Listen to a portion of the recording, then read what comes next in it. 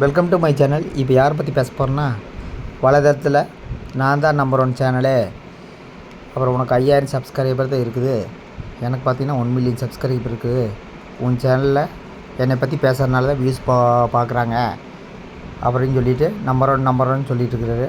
Number 1, number 2, number 3, number 10 முக்கியம் இல்லைங்க. Number 1 இருக்கிறவங்க நம்பர் 10க்கு வருவாங்க. நம்பர் 10 இருக்கிறவங்க நம்பர் 1க்கு வருவாங்க. வெற்றி தோல்வியெல்லாம் முக்கியம் இல்லை, தன்னம்பிக்கை, விடாமுயற்சி. இது அவருக்கு தெரியுமா இல்லை தெரியாத எனக்கு தெரில. ஓகே, விஷயத்துக்கு வருவோம். இன்றைக்கி ஒரு முக்கியமான வேலையாக வந்துட்டு அப்படின்ட்டு ஒரு வீடியோ போட்டிருப்பார் அவரோட சேனலில், அவரோட ஃப்ரெண்டோட சேனலில். அதாவது சபரி, அதாவது அவரை பற்றி குறை சொல்கிறதுக்குள்ள ஒன்றும் இல்லை. அவர் ஒரு கடின உழைப்பாளி, எந்த வேலையும் செய்வாருங்க. அவரை பற்றி பாராட்டியாகணும். அவரோட சேனலில் போய் இவர் ஒரு வீடியோ போட்டிருப்பார். அது என்னென்னா, எல்லா சேனல்லையும் போய் இவர் பப்ளிசிட்டி பண்ணுறாரு. கேட்டால் நிறைய பேத்துக்கு யூடியூப் சொல்லி கொடுத்துக்கிறேன் அப்படின்னு சொல்லுவார். ஓகே, விஷயத்துக்கு வருவோம். ஒரு தள்ளுவண்டி கடையில் போய் காலையில் தோசை சாப்பிட்றாங்க, உளுந்து வடை சாப்பிட்றாங்க. சாப்பிட்றது ஒன்றும் தப்பு இல்லைங்க.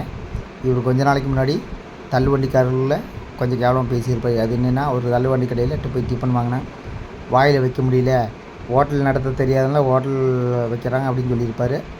இப்போது கொஞ்சம் பெருமையாக பேசுவார். அப்புறம் பார்த்தீங்கன்னா இன்னொரு ஹோட்டலில் போய் சாப்பிடுவார், அவங்கள பெருமையாக பேசுவார், இவங்கள குறைய சொல்லுவார். இது இவரோட செயல். ஓகே, சாப்பிட்றாருங்க, சாப்பிட்ற தப்பு இல்லைங்க. நம்ம சாப்பிடும்போது என்ன பண்ணணும், எச்ச கையில் எந்த பொருளையும் தொடக்கூடாது. ஒரு வீட்டில் சாப்பிட்டாலும் சரி, வெளியே சாப்பிட்டாலும் சரி. இவர் சாப்பிட்டுக்கிறாரு, சட்னி எல்லாம் சாப்பிட்டுக்கிறாரு, அந்த எச்ச கையில் போய் உளுந்து வடை எடுக்கிறாங்க. அது மித்தவங்க சாப்பிட வேண்டாமா? கொஞ்சம் யோசிக்க வேண்டாமா? அதாவது நாம் சொல்லும்போது மட்டும் வேலை பாரு அப்படின்னு சொல்லுவார். அதிலே ஒருத்தர் கமெண்ட் பண்ணியிருப்பார், எச்ச கையில் தொடாதீங்க, அடுத்தவங்க சாப்பிட வேண்டாமா அப்படின்னாரு. இந்த பாகுபாடும் இவருக்கு தெரியாதான்னு எனக்கு தெரியல. அதாவது நம்ம உழைச்சி கஷ்டப்பட்டு வேலைக்கு போயிருந்தால் இந்த அருமையெல்லாம் தெரியும். இவருக்கு வர்றது பூரா இலவச வருமானம் தான். அதனால் இவருக்கு எச்ச கையாவது எந்த கையாவது அப்படியே போய் அந்த வடை எடுக்கிறாரு. 4 பேர் பார்த்தா என்னம்பாங்க, அந்த அம்மா கடைக்காரம்மா அந்த அம்மா பார்க்கலையாட்டுக்குது. பார்த்துருந்தா கண்டிப்பாக அதை சொல்லியிருப்பாங்க. அத்தனை வடை இருக்குது, இவர் சாப்பிட்டுக்கிறாரு. போய் எச்ச கையில் கொண்டை வடை கொண்டை எடுக்கிறாரு. அதையும் வேறு வீடியோவை வேறு போட்டுக்கிறாரு. இது பார்க்குறவங்களுக்கு என்ன நினைக்குங்க? அதாவது கொஞ்சம் யோசிக்குங்க.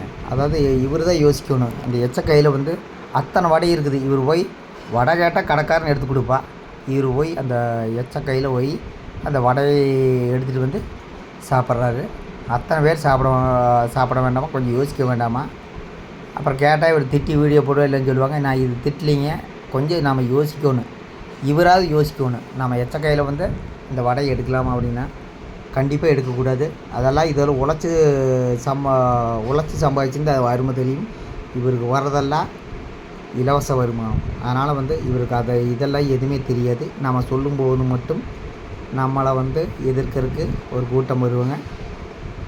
அதை பற்றி கவலை இல்லை. நான் எதுக்கு இது மென்ஷன் பண்ணுறேன்னா, இன்னொரு கடையிலாவது போய் நீங்கள் சாப்பிடும்போது இந்த மாதிரி எச்ச கையில் சாப்பிடாதீங்க. ஏன்னா உங்களுக்கு அந்த அருமை பெருமையெல்லாம் தெரியாது. தள்ளுவண்டிக்காரங்க கஷ்டப்பட்டு உழைச்சி தான் முன்னேறுறாங்க.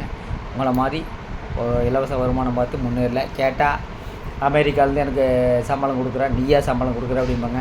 உலகத்திலேயே இவர் ஒருத்தர் தான் சொல்லிக்கிறது. யூடியூப்புங்கிறது அமெரிக்கான்னு தெரியும், இவர் சொல்லி என்ன தெரியுது எனக்கு தெரியல. மொத்தத்தில் இவர் பண்ண செயல்பாடு அநாகரிகமானது. மொத்தத்தில் யோசிக்க வேண்டியது இவர் தான். இனி ஒரு தடவை இந்த மாதிரி கடைக்கு போனால் எச்ச கையில் தயவுசெய்து எந்த பொருளும் எடுக்காதீங்க.